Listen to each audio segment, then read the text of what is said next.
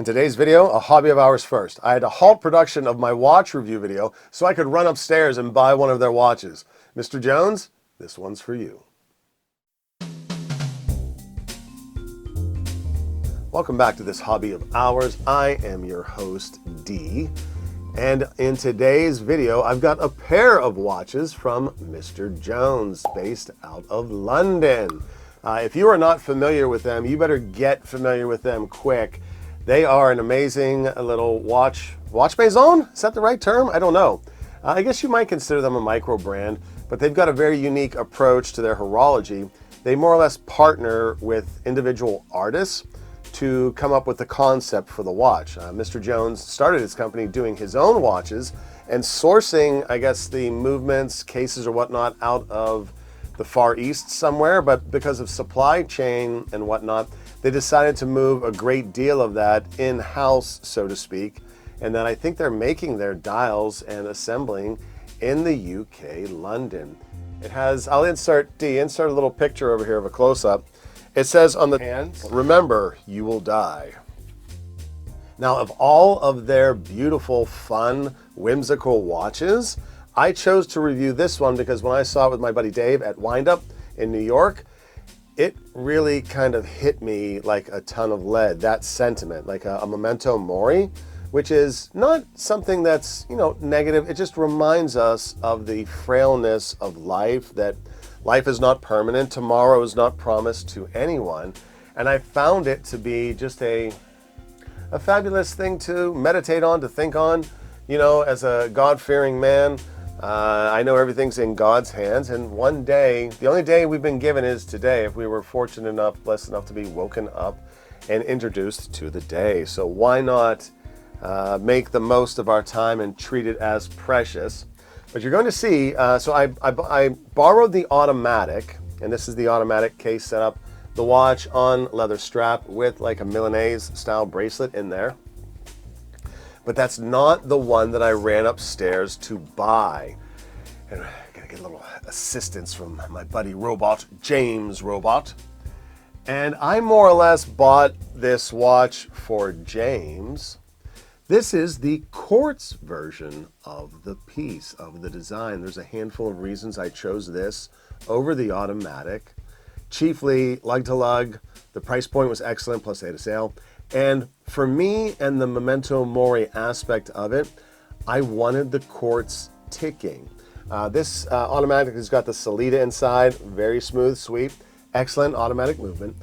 But when we think about our time going by, tick, tick, tick, the quartz execution of that, I find, is a bit more fun and a bit more Memento Mori-ish, if you will. And this watch is going to live with James. Of course, I'm going to wear the watch. And of course, I'll maybe swap out some different watches as we, share James, as James gets to share some quality time on the channel with us. But he was lonely over there. He didn't have a watch. This is the studio. I don't spend all my time here, but this is where James generally lives. But I'm going to move him out to where I do my work on the computer.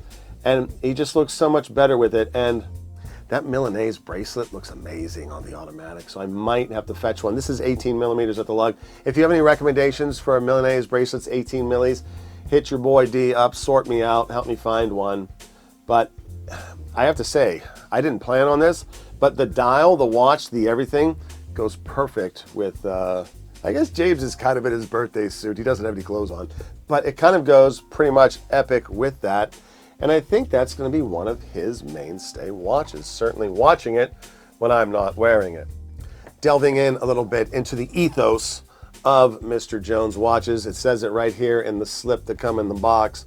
Mr. Jones Watches is the cult watch brand from London. We believe that a watch should do more than just tell the time. It should make you think, start a conversation, or just make you smile.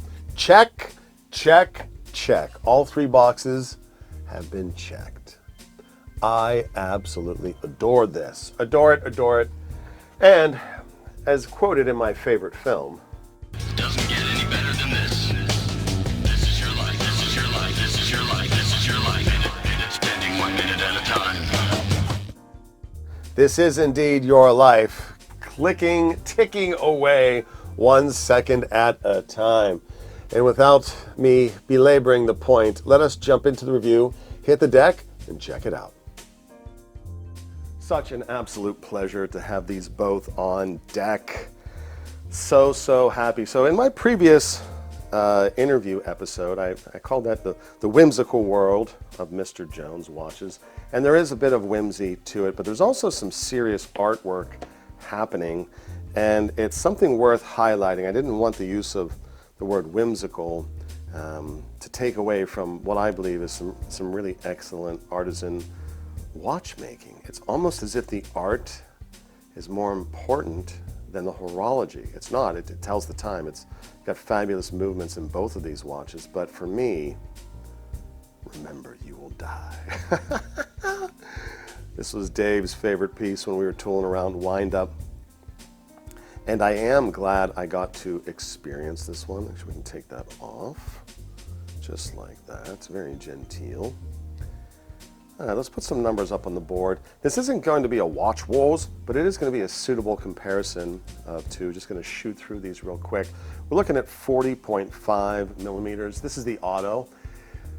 The lug to lug, which is the cornerstone divisive aspect between these two.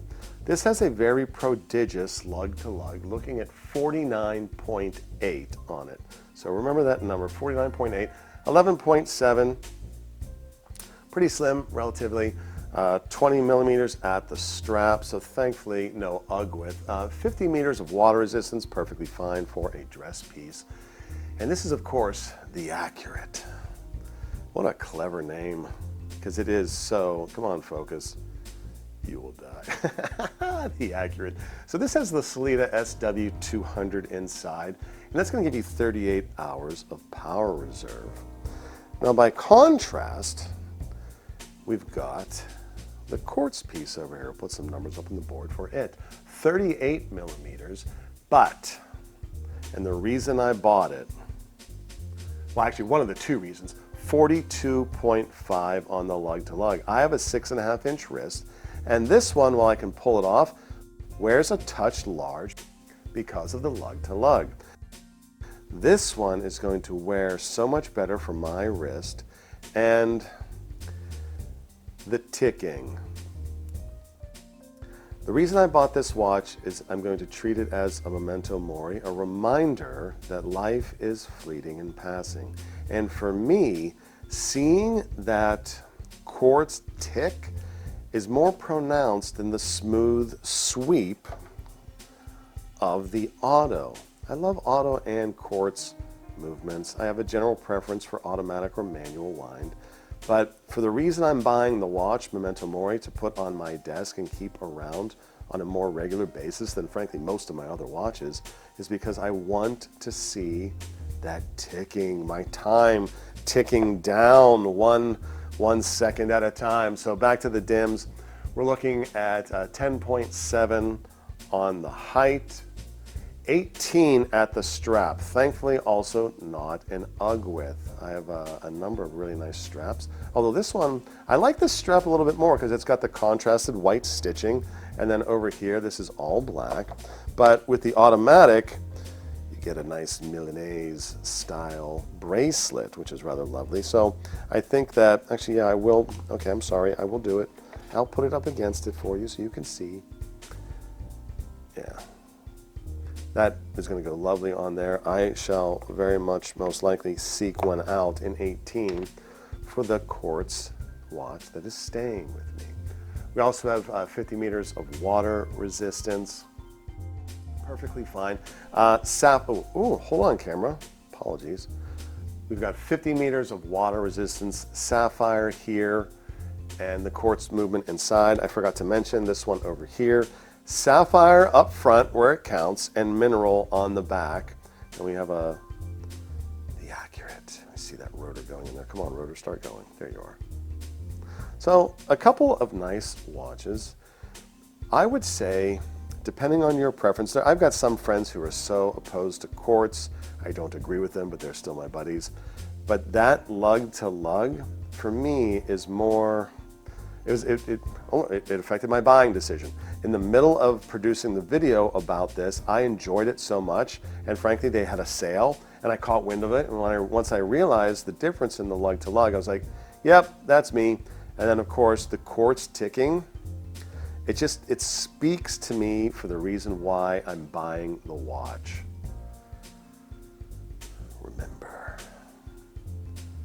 Remember, you will die. Absolutely love it. And I don't know, I might have to borrow a few more of their watches because so many of their designs are just epically gorgeous. And it's because they started out with just doing the original artist designs, but then they started doing little partnerships with all these other different artists. And I think it was so much fun. It was such a joy to discover them at Wind Up. You know, discovering a brand that you just fell in love with immediately, and that is the case here. I've never begun an episode, stopped it midway so I could buy their watch, wait for it to come in, and then include it in the review. I completely scrapped my first round of footage for this because I'd already gone through it when I discovered this. And I think it was a worthy endeavor to do so. All right, let's put these both on wrist. And ba-bam. On my 6.5-inch wrist.